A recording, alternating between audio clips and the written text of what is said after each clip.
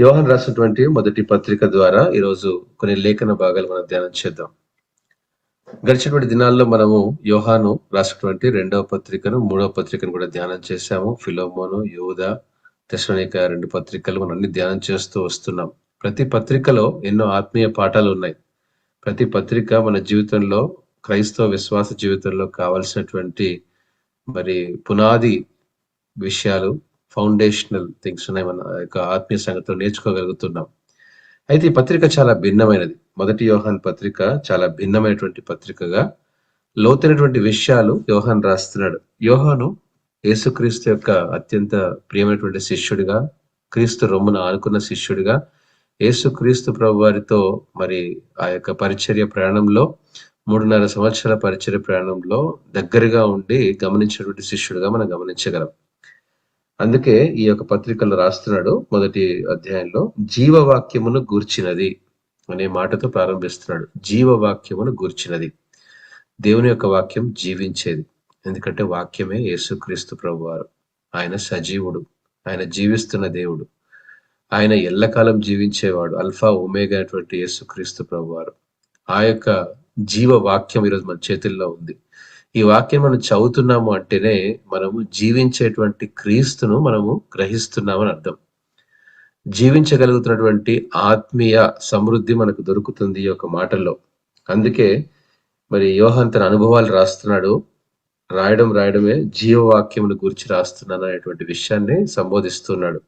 ప్రాముఖ్యంగా చూడండి, ఆది నుండి ఏది ఉండెనో, మేమేది వింటిమో, కన్నులారా ఏది చూచితిమో, ఏది నిదానించి కనుగొంటిమో, మా చేతులు దేనిని తాకి చూచెనో అది మీకు తెలియజేస్తున్నాము. మరి ఈ మాట చాలా ప్రాముఖ్యమైన ప్రియమైన బిడ్డలారా. ఏది కూడా మేము కల్పితం కాదు, ఏది కూడా మేము మా ఆలోచనలతో కాదు, ఏది కూడా మేము మా స్వంత నిర్ణయాలతో మేము పత్రికలు రాయట్లేదు అనేటువంటి విషయాన్ని ఇక్కడ జ్ఞాపకం చేస్తూ, దేన్నైతే మేము నిదానించి తాకామో, మేము చూసామో, మేము విన్నామో, ఇటువంటి విషయాలను మీకు తెలియజేస్తున్నటువంటి అనుభవాన్ని యోహాను జ్ఞాపకం చేస్తున్నాడు. అది నిజమైన సువార్త. ఈరోజు మనం అందరము ఎలా విశ్వసిస్తున్నాము, ఎలా విశ్వసించగలుగుతున్నాము? ఒకసారి ప్రశ్న వేసుకోండి. 53వ సంవత్సరంలో మరి తోమ భారతదేశానికి వచ్చినప్పుడు భారతదేశానికి సువార్తను ప్రకటించాడు. అనేకులకు యేసుక్రీస్తు ప్రభువారిని ఏదైతే ఆయన మరి గ్రహించాడో, తెలుసుకున్నాడో, విన్నాడో, సర్వలోకానికి వెళ్ళి సర్వ సృష్టికి సువార్తకు ప్రకటించమన్నాడో, వాళ్ళు వచ్చి సువార్త చెప్పగానే మనం అందరం వినేస్తున్నాము, విశ్వసిస్తున్నాం. చూసి నమ్మిన వారి కంటే చూడక నమ్మినటువంటి వారే ధన్యులుగా మనము ఆ విశ్వాస క్రమంలో ఎంచబడ్డాం. ఎందుకు అనేకులు సువార్త ద్వారా రక్షించబడుతున్నారు అంటే, ఆ సువార్తలో ఉన్న బలం ఏంటంటే అదే. ఎందుకంటే మన దగ్గరకు వచ్చినటువంటి సువార్త అది యేసు క్రీస్తు ప్రభువారి యొక్క జీవవాక్యం.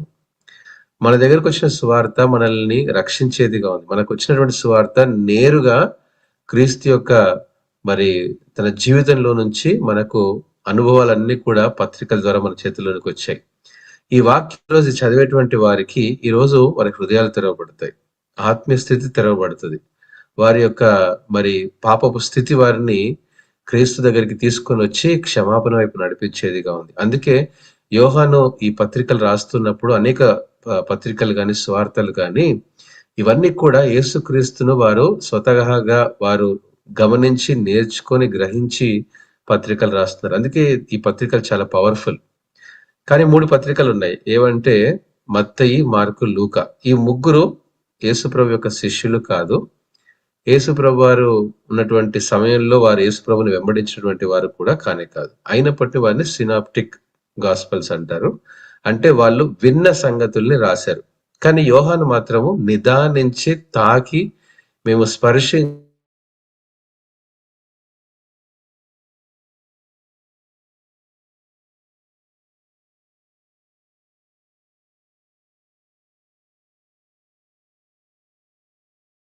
కలుగునట్లు మేము చూచిన దానిని, వినిన దానిని మీకు తెలియజేయుచున్నాము.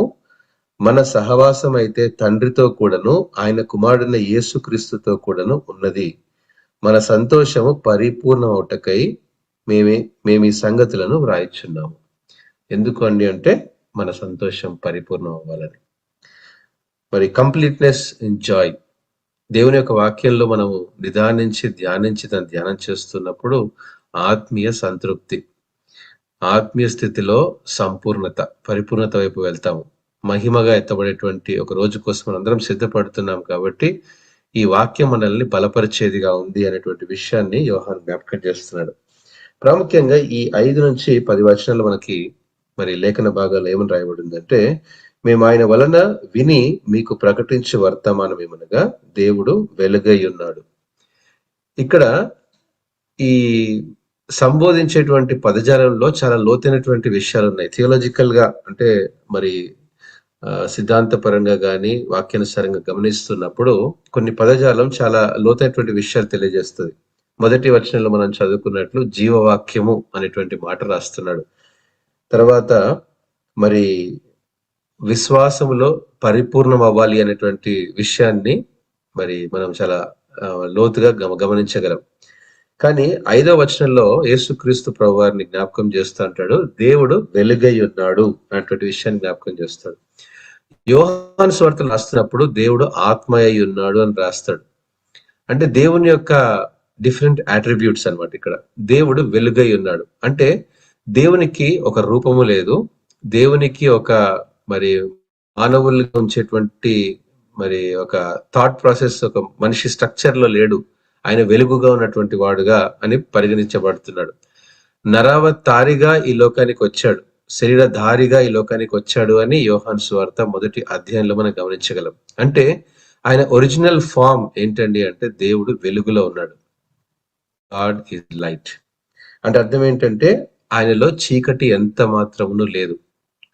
వెలుగు, చీకటి, ఇలా మనము ఈ పత్రిక అంతా ధ్యానం చేస్తే ప్రతి అధ్యాయంలో మనము 2 పదాలని ఖచ్చితంగా చూడగలుగుతాం. మొదటి అధ్యాయంలో మనం చూసినట్లయితే దేవుడు వెలుగని చెప్తూనే వెంటనే మళ్ళీ చీకటి గురించి కూడా చెప్తూ ఉంటాడు. అలా చూస్తుండండి మీరు ఈ పత్రిక ధ్యానం చేస్తున్నప్పుడు 2 పదాలు ఎప్పుడు మనకు వినబడుతూ ఉంటాయి. మరి సత్యము, అబద్ధము, వెలుగు, చీకటి, అలాంటి మరి కంపారిటేటివ్ మరి ప్రాసెస్ లో కంపారిటేటివ్ వేలో ఈ యొక్క పత్రిక రాయబడింది. కాబట్టి అలా ఈ పత్రిక మనం కొంచెం ముందుకు ధ్యానం చేసుకుందాం. చూడండి 6వ వచనంలో, ఆయనతో కూడా సహవాసము గలవారమని చెప్పుకొని చీకటిలో నడిచినడలా మనం అబద్ధమాడుచు సత్యమును జరిగిపోదు. అబద్ధము, సత్యము. దేవునిలో మనం ఉన్నాము అంటే ఆయన వెలుగులో ఉన్నామని, ఆయనలో మనం లేము అంటే చీకటిలో ఉన్నామని. ఆయనలో మనం ఉన్నామంటే సత్యాన్ని వెంబడించే వాళ్ళమని, ఆయనలో లేదంటే అబద్ధాన్ని వెంబడించేటువంటి వారమని చాలా క్లియర్ గా ఇక్కడ యోహాను తన పత్రికలు రాస్తున్నాడు.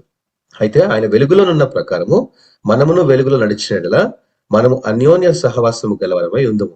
అప్పుడు ఆయన కుమారుడైన యేసు రక్తము ప్రతి పాపము నుండి మనలను పవిత్రులుగా చేయను.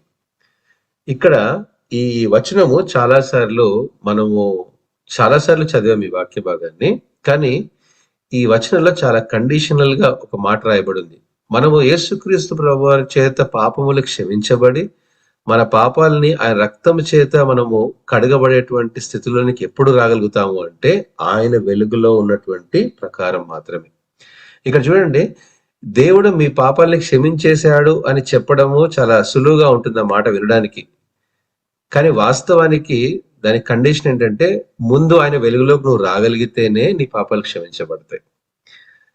దేవుడు సర్వలోకం యొక్క పాపాలని క్షమించేశాడు అన్న మాట ఎంత సత్యమే. కానీ ఎవరు క్షమించాడు అంటే ఎవరైతే ఆయన వెలుగులోకి వస్తారో, అంటే ఎవరైతే ఆయన గ్రహిస్తారో, ఎవరైతే తన యేసుక్రీస్తును తన సొంత రక్షకుని అంగీకరించుకుంటారో అప్పుడు there is an assurance of salvation. రక్షణలో మనకు నిశ్చయత అనేటువంటి పాప విమోచన మనకు కలుగుతుంది. ఇది చాలా ప్రాముఖ్యం దేవుని బిడ్డలారా. చాలా మంది మరి సంఘాల్లో సేవకులు లేదా బోధించేటువంటి వారు ఈ విషయాన్ని కొంచెం లోతుగా చెప్పరు. ఏంటంటే అమ్మ యేసుప్రభు నమ్ముకోండి, దేవుడు మీ పాపాలను క్షమించేస్తాడు అనేటువంటి మాటను చాలా సునాయసంగా చెప్తుంటారు. కానీ ఇది చాలా కఠినమైంది, చాలా అంతే సులువైంది కూడా. అంటే దేవునిలోనికి మనం వచ్చినప్పుడు, ఆయన వెలుగులో మనం అడుగు పెట్టినప్పుడే పాప క్షమాపణ అనేటువంటి అనుభవాలు మనకు కలుగుతాయి. బహుశా మీరు అడగవచ్చు, యేసుక్రీస్తు ప్రభువారి సిలువలో ఆయన మరణించినప్పుడు సర్వలోక పాప పరిహారాన్ని ఆయన క్షమించి వేశాడు కదా అనేటువంటి మాట, అది ఎలా వర్తిస్తుంది అని మీకు ప్రశ్న రావచ్చు. కొన్ని సిద్ధాంతాలు ఏం చెప్తుంటాయంటే దేవుడు ఆల్రెడీ ఈ ప్రపంచంలో అందరి యొక్క పాపాలు క్షమించేసేసాడు అనేటువంటి సిద్ధాంతాలు ఉన్నాయి కొన్ని. అవన్నీ తప్పు. ఎవరైతే ఆయన వెలుగులోనికి రావాలని ఇష్టపడతారో, ఎవరైతే ఆయన విశ్వసిస్తారో, ఆ విశ్వాసాన్ని బట్టే నిశ్చయత కలుగుతుంది. Only through belief and faith they get the assurance. Automatic గా వచ్చేది కాదు ఇది. సిలువను ధరించినప్పుడో లేదా సంఘానికి వెళ్ళినప్పుడో లేకపోతే క్రైస్తవ కుటుంబంలో పుట్టినంత మాత్రాన మనం పాప క్షమాపణ కలగదు. ఇది కేవలం ఆయన వెలుగులో నడిచినప్పుడు మాత్రమే అనేటువంటి విషయాన్ని మనం చాలా క్షుణ్ణంగా నేర్చుకోగలగాలి. ఎప్పుడైతే అలాంటి అనుభవాలు కలిగి ఉంటామో మనము అన్యోన్య సహవాసము కలిగినటువంటి వారంగా ఉంటాం. సో పాపము లేని స్థితి అంటే అదే. పాపము లేని స్థితి అంటే దేవునితో సంబంధం. పాపమున్న స్థితి దేవునితో సంబంధం లేని స్థితి. పాపము ఏం చేసిందంటే దేవునికి మనిషికి మధ్యలో ఎడబాటు, దూరం చేసింది. రోమా 5లో రాసినట్టు దేవునితో మనం సహవాసాన్ని కోల్పోయాము అని రాస్తాడు పౌలు కూడా. అంటే పాపం ఏం చేస్తుందంటే ఆజ్ఞను అతిక్రమించడం పాపం. అంటే మనము దేవుని యొక్క మాటను మనం ధిక్కరించాం. అంటే వాస్తవానికి నీతో నాకు సంబంధం లేదని చెప్పాం. ఆజ్ఞలను గైకొనడమే క్రీస్తును ప్రేమించడం. ఆయన ఆజ్ఞలను గైకొనడం అంటే ఆయన వెలుగులో మనం ఉన్నామని.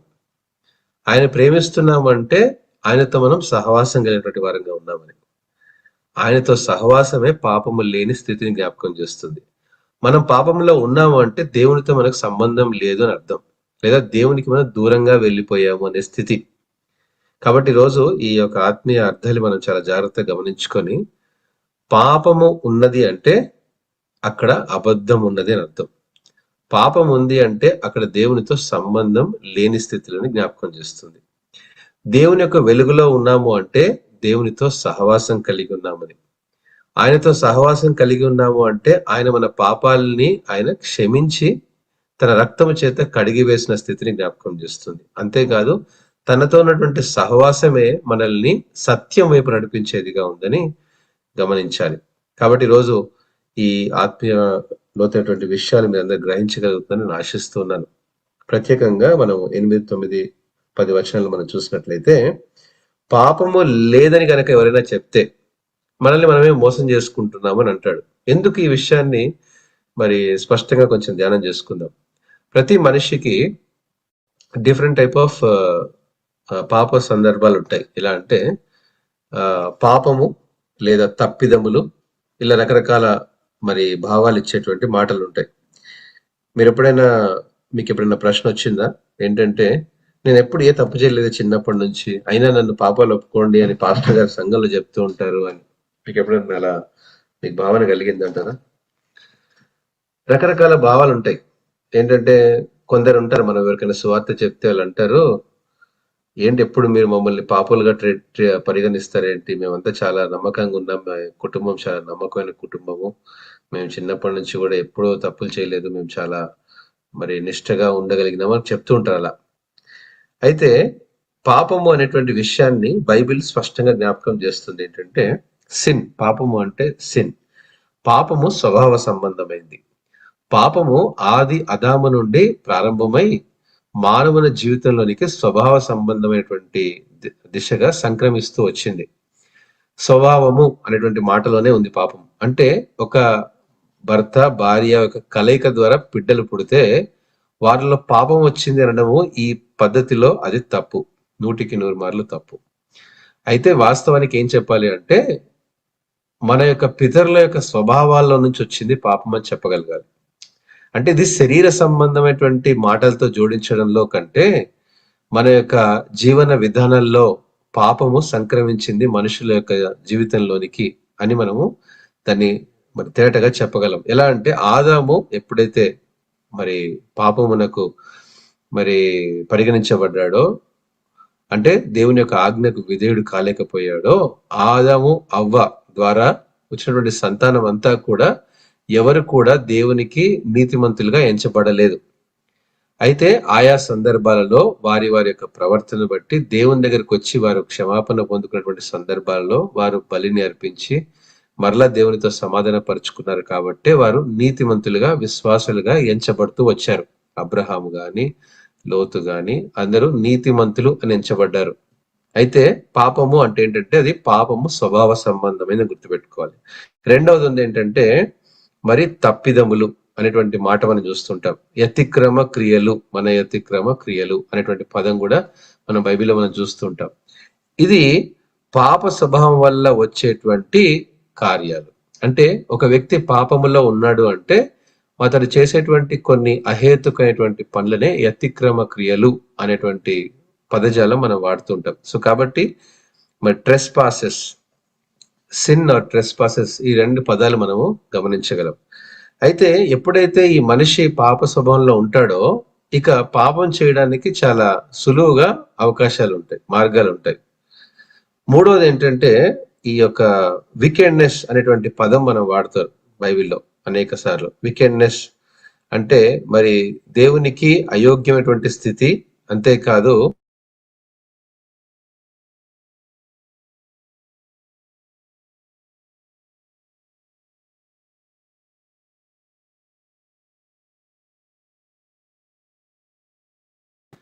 అదే క్రియలు ఒక దుష్టత్వాన్ని లేదా మనము దేవునికి ఇంకా దూరంగా ఉండే స్థితిని జ్ఞాపకం చేస్తుంది. ఇవి డిఫరెంట్ టైప్స్ ఆఫ్ సిన్స్ అని మనం గమనించగలం. అయితే వీటన్నిటి నుండి మనకు విడుదల ఎప్పుడు కలుగుతుందండి అంటే పశ్చాత్తాపముతోనే కలుగుతుంది. రిపెంటెన్స్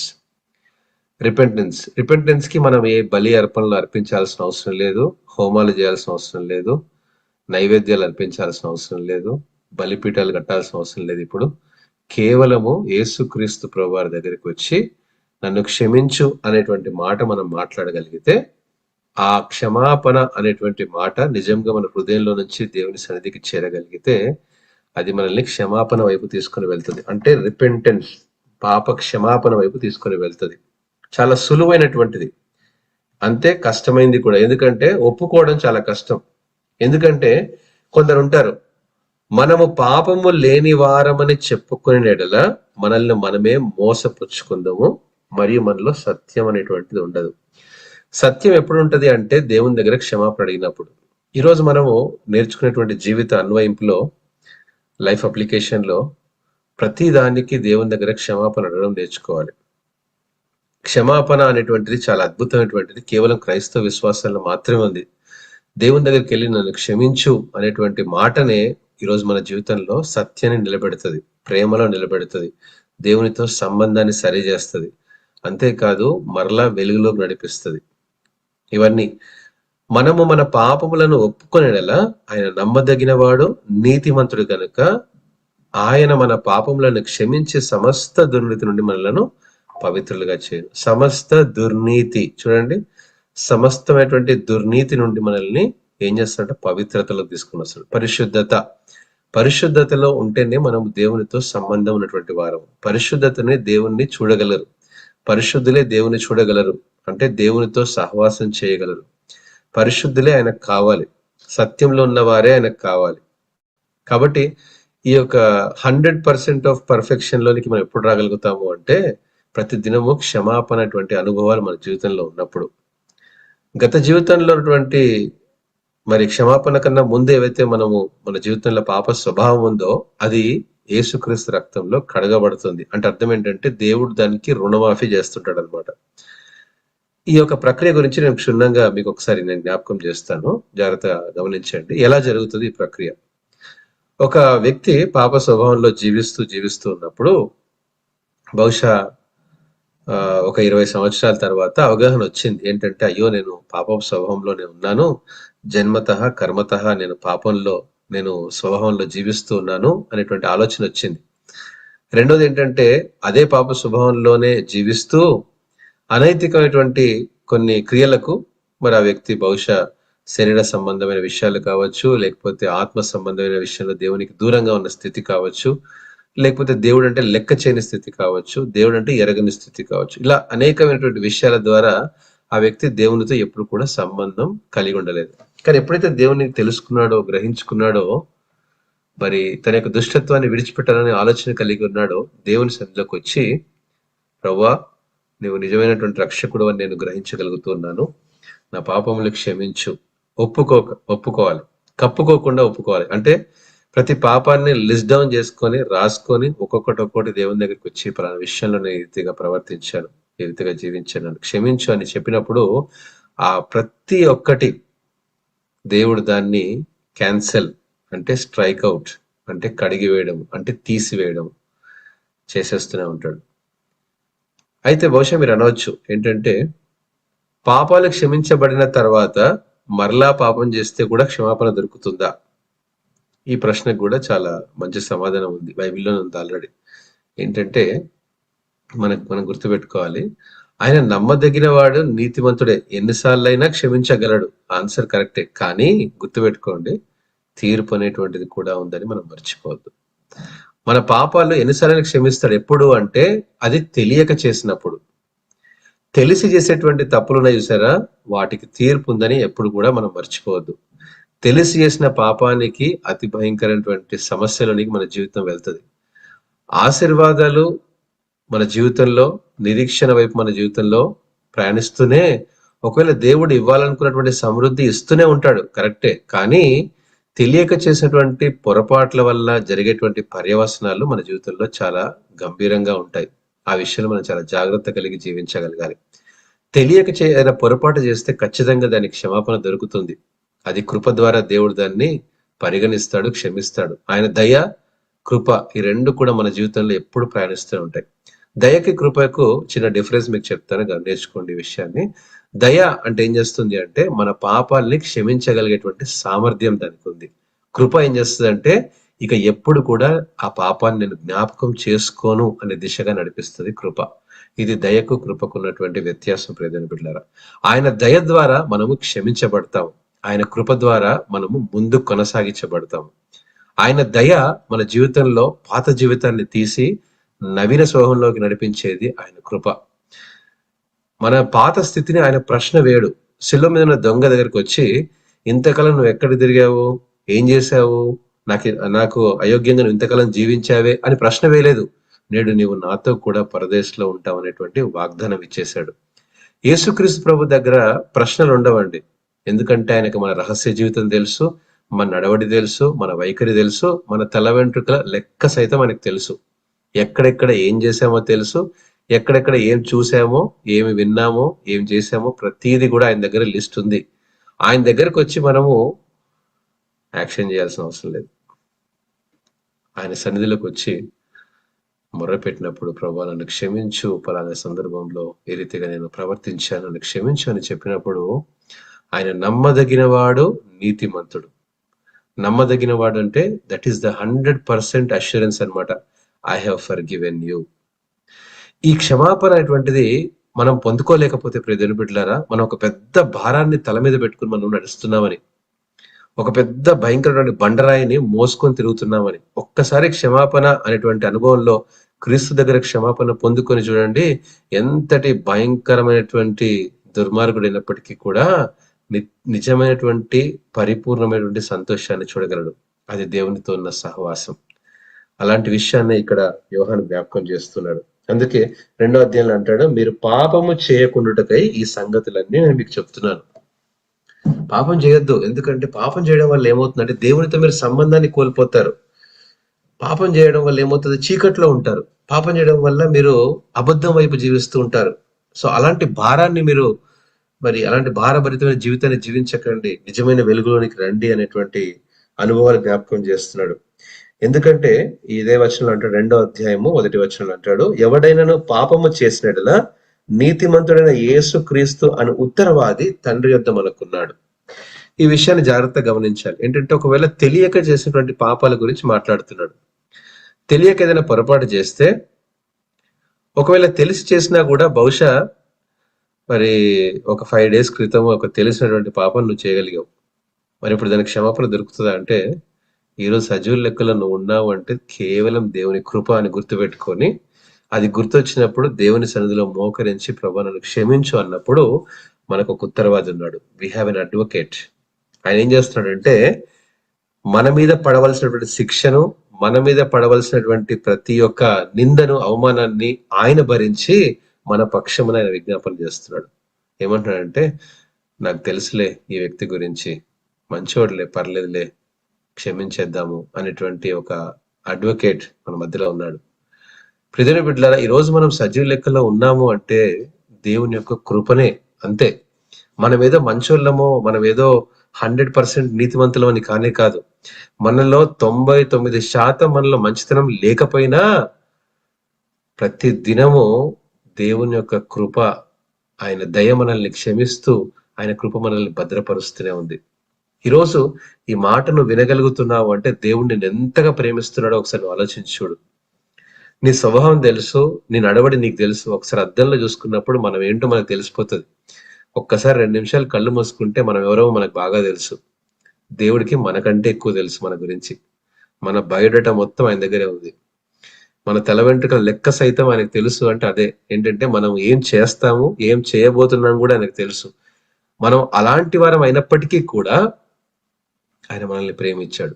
మొదట ఆయన మనల్ని ప్రేమించాడు, తర్వాత మనం ఆయన ప్రేమించమని ఆయన మనల్ని ప్రాధేయపడుతున్నాడు. కలవరి శిలలో 2 చేతులు చాపి ఆ ప్రేమ బావుట, ఆ ప్రేమ జెండా మన కోసం ప్రతిదినం ఎగురుతున్నది శిలువలో. ఆ శిలువ దగ్గరికి వచ్చినప్పుడు ఆయన కార్చిన రక్తం మనల్ని ఎంతగా క్షమించగలుగుతుందో ఒకసారి గ్రహించినప్పుడు మరలా మరలా మరలా కుక్క తన వాంతికి తిరిగినట్లు పాపం జోలికి వెళ్లకుండా మనము దాని నుంచి బయటకు రావాలనే ప్రయత్నం చేస్తున్నాడు.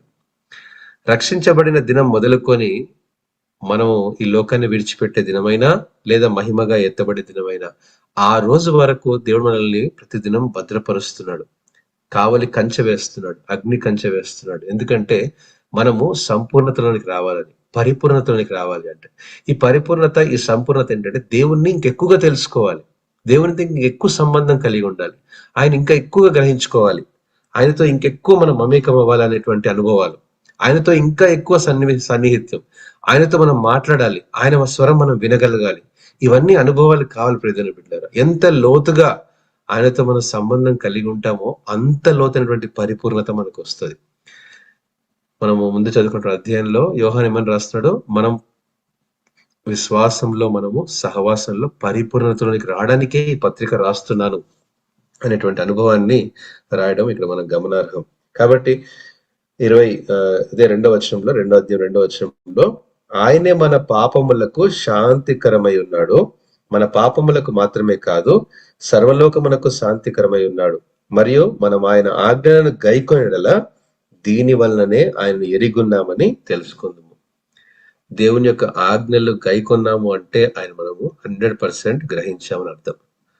దేవుని ఆజ్ఞలకు పక్కన పెట్టేసి నేను దేవుని ప్రేమిస్తున్నానండి అని చెప్పి మనం ఏదైనా వేరే కార్యకలాపాలు చేస్తున్నాం అనుకోండి, అది దేవుని ప్రేమించినట్టు కాదు. బాహ్య సంబంధమైనటువంటి క్రియల ద్వారా దేవుని ప్రేమను మనం వ్యక్తపరచలేము.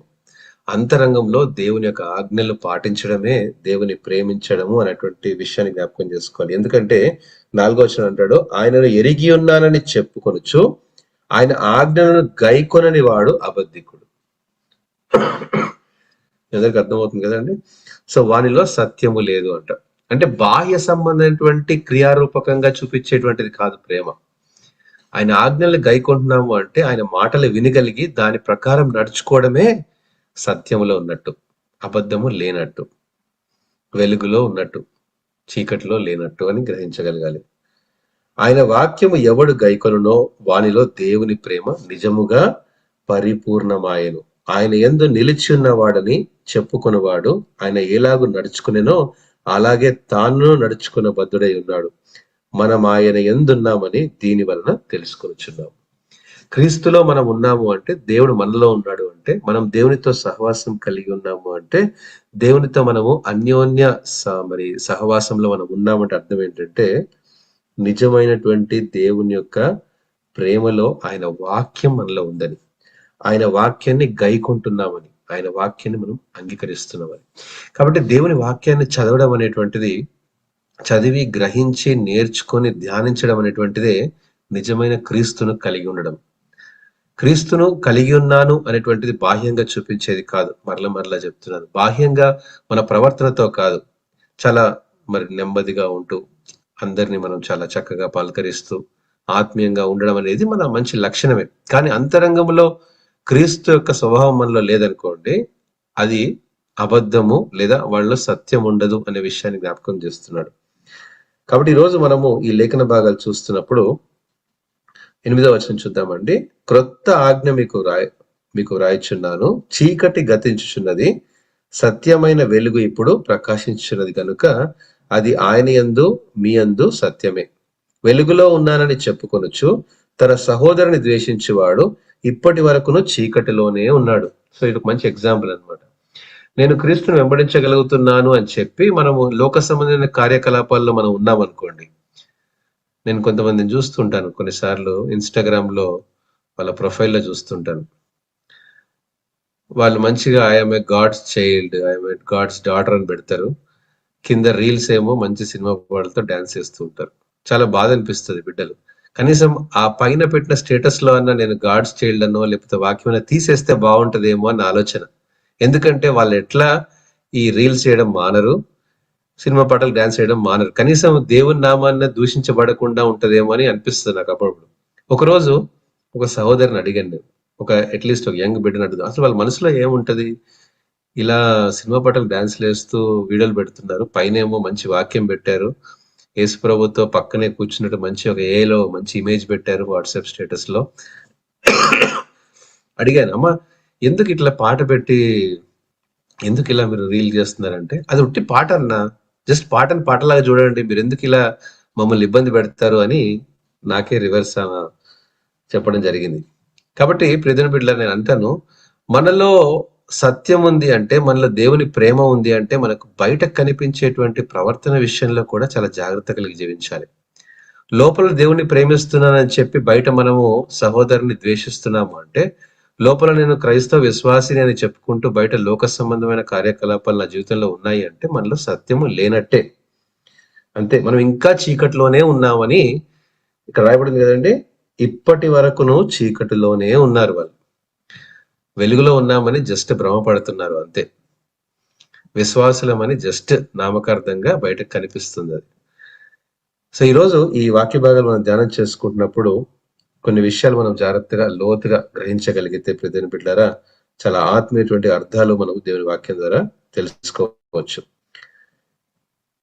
తన సహోదరుని ద్వేషించేవాడు చీకటిలో ఉండి చీకటిలో నడుచుచున్నాడు, చీకటి అతని కన్నులకు గుడ్డితనము కలుగజేసి గనుక తానెక్కడికి పోచున్నాడో అతనికి తెలియదు. ఇది ఆత్మీయ గుడ్డితనం. ఆత్మీయ గుడ్డితనం ఏంటంటే, మనము వెలుగులో ఉన్నామని అనుకుంటున్నాం, సత్యంలో ఉన్నామని అనుకుంటున్నాం, అంతే అనుకుంటున్నాం, లేవు. అది ఎక్కడికి దారితీస్తుందో తెలియదు అన్న విషయాన్ని యోహాను చాలా క్షుణ్ణంగా నేర్పిస్తున్నాడు. ఇంతవరకు ఈ మాటలను బట్టి దేవుడు దీవించి ఆస్వాదించునుగా.